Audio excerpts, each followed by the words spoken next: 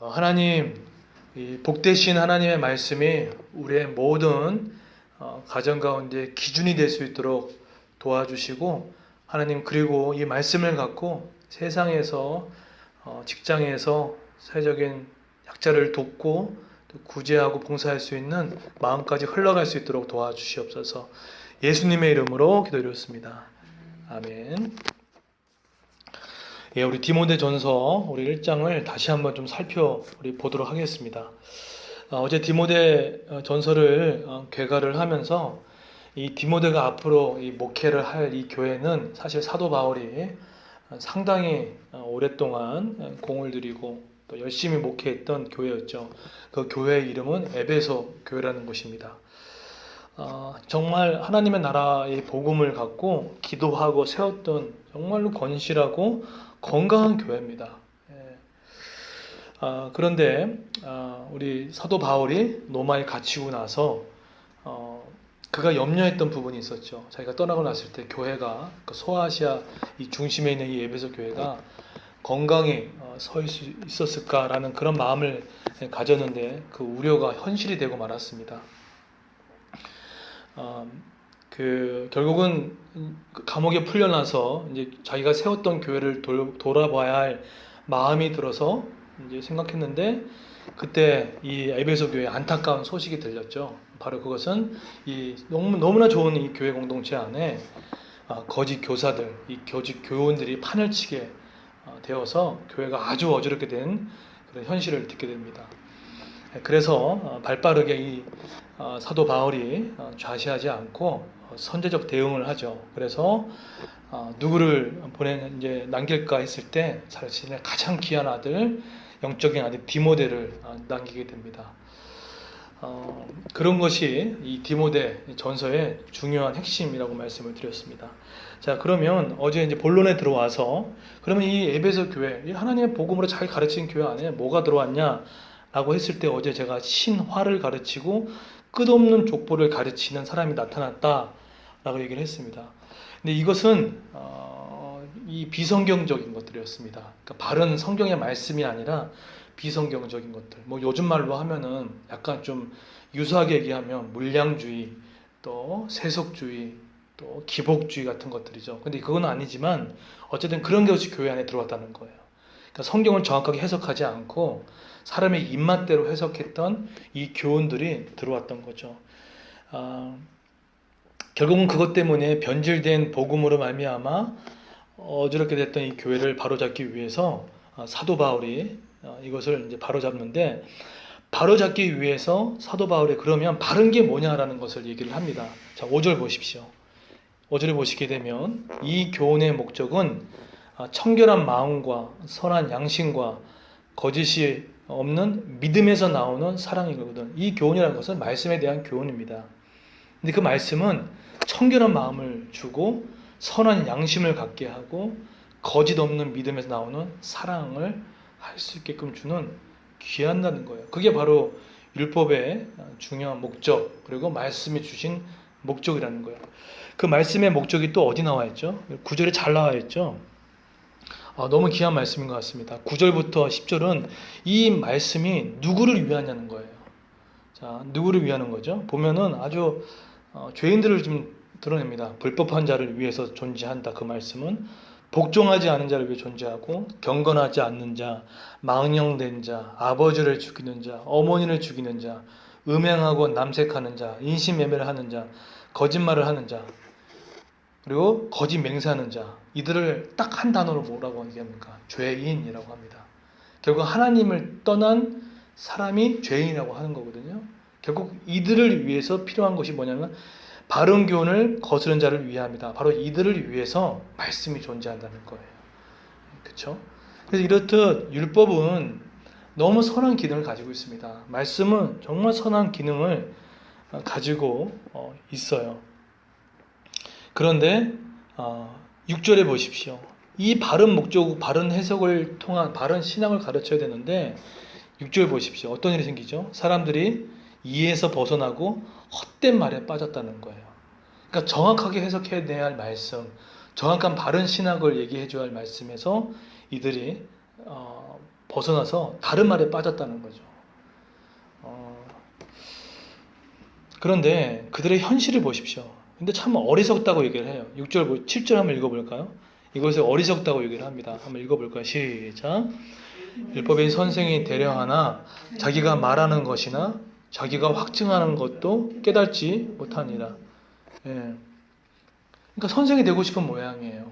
그러니까 이걸 가르치고 싶은 모양인데, 근데 중요한 건 뭐죠? 그들이 말하는 것을 깨닫지도 못하고 확증하지 못하는 거예요.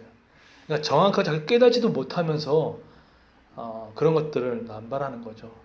마치 이런 거죠. 우리가 성경 말씀을 가르치고 가정교회 모임을 할 때 말씀을 갖고 하는데, 자기가 여러 가지 인터넷을 통해서 뭐 네이버의 검색을 통해서, 그러니까 정확한 성경의 본문의 이해도 없이 그냥 어줍지 않은 어떤 그런 정보와 지식을 갖고 또 어떤 책을 갖고 마치 이 성경이 구태의연하고 뭔가 고리타분하고 시대에 그냥 뒤처져 있다는 느낌을 갖고 뭔가 새로운 것들을 얘기하면서 성경의 해석을 자신의 입맛대로 하는 것들은 상당히 무서운 해석이라는 거죠.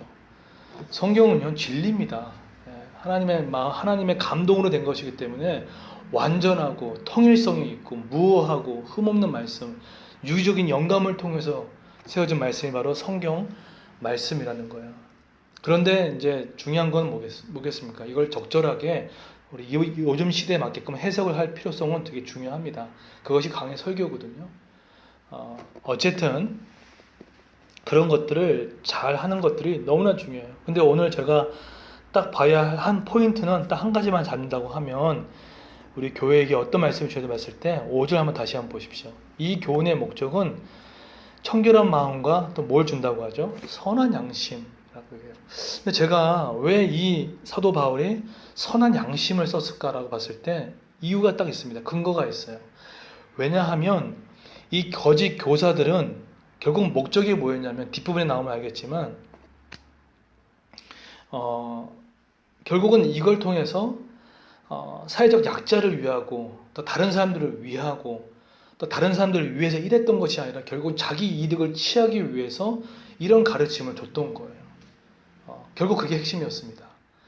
여러분, 이 기독교는 이 말씀이 제대로 서 있으면, 제대로 복음이 들어오면 어떤 마음이 생기냐면, 어떻게 하면 하나님을 위해서 살까?